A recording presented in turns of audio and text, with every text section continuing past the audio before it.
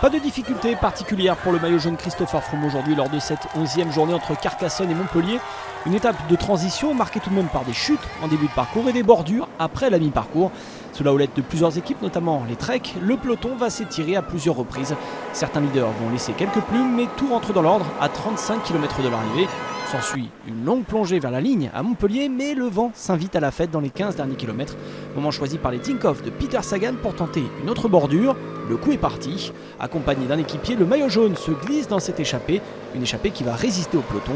Christopher Froome, deuxième de cette étape, réalise donc le bon coup du jour en reprenant du temps à ses poursuivants au général.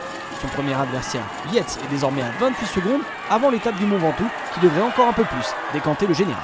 Je pense que le sprint au Mont Ventoux avec Peter Sagan, ça pourrait être quand même différent.